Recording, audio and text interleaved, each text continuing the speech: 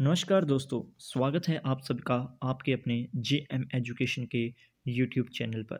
आज हम आपके लिए लाए हैं रीट एग्ज़ाम से संबंधित विषय गणित की शिक्षण विधियों से रिलेटेड महत्वपूर्ण प्रश्न, जो आपके लिए बहुत ही कारगर साबित होंगे। हम इस वीडियो में प्रैक्टिस के तौर पर प्रश्नों को करेंगे। मैं प्रश्न बोलूँगा, कुछ सेकंड रुकूंगा, उसके बाद सीधा उसका आंसर बताऊँगा। तो चलिए पहले प्रश्न की ओर। गणित वह भाषा है जिसे परमेश्वर ने संपूर्ण जगत या ब्रह्मांड को लिख दिया है। यह कथन किसका है? गणित वह भाषा है जिससे परमेश्वर ने संपूर्ण जगत या ब्रह्मांड को लिख दिया है। यह कथन किसके द्वारा कहा गया था? तो इसका आंसर होगा, यह कथन गैलीलियो के द्वारा कहा गया था। Next question. प्रोफेसर सुल्टजे के अनुसार गणित पढ़ाने का प्राथमिक उद्देश्य क्या होना चाहिए? प्रोफेसर किसके अनुसार? सुल्टजे के अनुसार गणित पढ़ाने का प्राथमिक उद्देश्य क्या होना चाहिए? तो आपका सही आंसर होगा, गणित पढ़ाने का जो प्राथमिक उद्देश्य है वो क्या होना चाहिए? मानसिक शक्ति का विकास। अगला क्वेश्चन है, जो विद्यार्थी ज्यामिति नहीं समझ सकते वे इस विद्यालय में नहीं आ सकते। यह कथन किसका है? बताइए कि जो विद्यार्थी ज्यामिति नहीं समझ सकते वे इस विद्यालय में नहीं आ सकते। यह कथन किसका है? तो आपका सही आंसर होगा, यह कथन किसके द्वारा कहा गया था? प्लेटो के द्वारा कहा गया था। Next question. आगमन विधि निम्नलिखित में से किसके लिए उपयुक्त विधि है? आगमन विधि निम्नलिखित में से किसके लिए उपयुक्त विधि है? तो आगमन विधि का उपयोग किसके लिए किया जाता है? सूत्र स्थापित करने के लिए किया जाता है। किसके लिए किया जाता है? सूत्र स्थापित करने के लिए हम आगमन विधि का प्रयोग करते हैं। चलिए नेक्स्ट क्वेश्चन की ओर।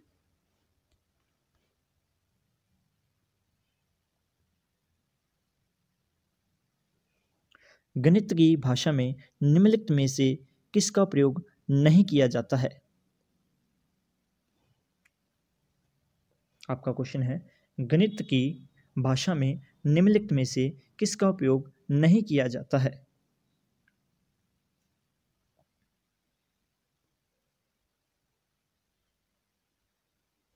तो हमें पता है, गणितीय भाषा में गणितीय सूत्रों का प्रयोग करते हैं, गणित के संकेतों का प्रयोग करते हैं, गणितीय संख्याओं का भी प्रयोग करते हैं, और आपका जो सही आंसर जाएगा उपयुक्त में से कोई नहीं। Next question. उपचारात्मक शिक्षा की जरूरत होती है। उपचारात्मक शिक्षा की जरूरत होती है।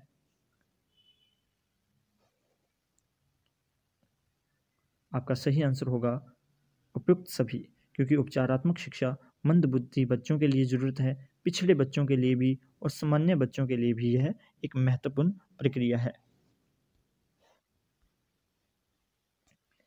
गणित की अच्छी पाठ्यपुस्तक के चयन के समय हमें किन बातों का ध्यान रखना चाहिए?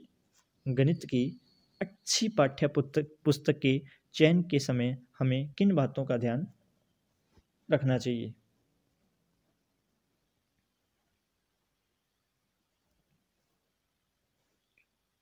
तो हमें यह ध्यान रखना चाहिए कि इसमें पर्याप्त मात्रा में उदाहरण दिए हों और प्रश्नावली में प्रश्न भी हों। इन बातों का हमें ध्यान रखना चाहिए। Next question. निम्नलिखित में से सही मायनों में गणित क्या है? तो निम्नलिखित में से सही मायनों में गणित क्या है? यह एक अमूर्त विज्ञान है। गणित क्या है? अमूर्त विज्ञान है। Next question. गणित की तार्किकता की विशेषता निम्नलिखित में से नहीं है।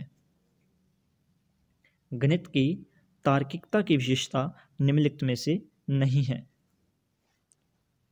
हमें पता है, शुद्धता गणित की विशेषता है, परिणाम की निश्चितता और मौलिकता यह तीनों की तीनों गणित की विशेषताएं हैं, लेकिन चौथा जो विषय की निष्ठता यह गणित की विशेषता नहीं है।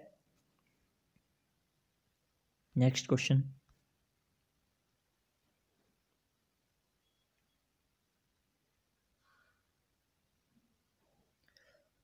निम्नलिखित में से विद्यालय के विद्यार्थियों के लिए गणित में मौखिक कार्य की सर्वाधिक महत्वपूर्ण विशेषता है।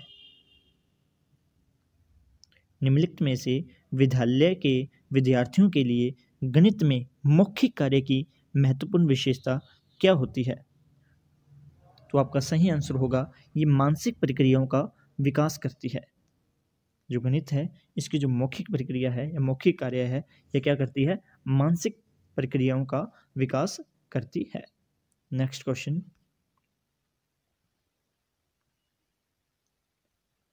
निम्नलिखित में से कौन सा सूचना एवं दूरसंचार तकनीकी उपकरण विशिष्ट तौर पर ग्राफ तथा ज्यामिति शिक्षा में सर्वाधिक उपयोगी है? आपको बताना है निम्नलिखित में से कौन सा सूचना एवं दूरसंचार तकनीकी उपकरण है जो विशिष्ट तौर पर ग्राफ के लिए और ज्यामिति शिक्षण में सर्वाधिक महत्वपूर्ण भूमिका निभाता है। तो आपका सही आंसर होगा अंतःक्रियात्मक श्वेत पटल, यह इसमें महत्वपूर्ण भूमिका निभाता है।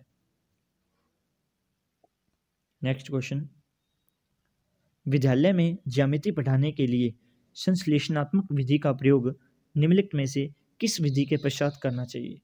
हमें संश्लेषणात्मक विधि का प्रयोग किस विधि के पश्चात करना चाहिए? तो हमें विश्लेषणात्मक विधि के पश्चात संश्लेषणात्मक विधि का प्रयोग करना चाहिए। नेक्स्ट क्वेश्चन, अच्छे प्रश्न पत्र की विशेषता क्या होती है?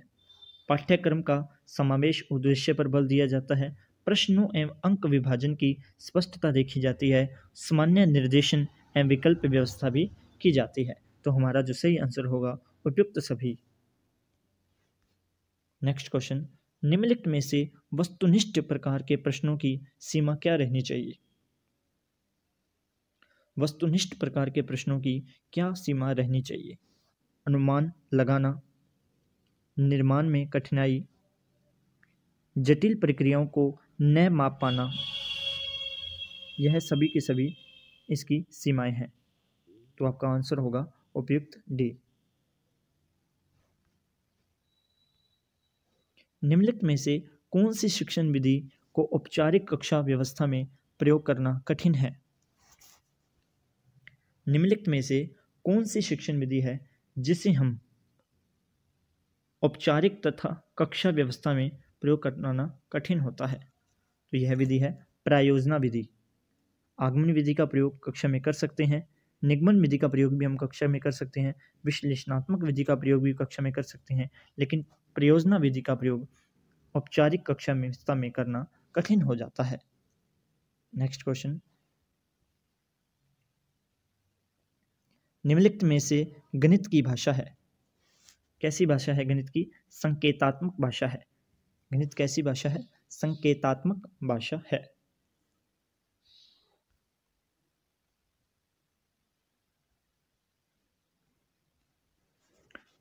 आज की क्लास का अंतिम क्वेश्चन, अंक गणित शिक्षण की प्रयुक्त विधि कौन सी है? आपको बताना है अंक गणितीय शिक्षण की उपयुक्त विधि कौन सी है? ऑप्शन है प्रोजेक्ट विधि, ऑप्शन बी प्रदर्शन विधि, ऑप्शन सी विश्लेषण विधि, या इनमें से कोई भी नहीं। आपको इसका आंसर कमेंट में करके बताना है और आपके रिप्लाई भी जरूर दिया जाएगा। यदि आपको वीडियो अच्छी लगी तो आप ज़रूर लाइक करें, चैनल को सब्सक्राइब करें और अपने दोस्तों के साथ भी ज़रूर शेयर कर लें। धन्यवाद।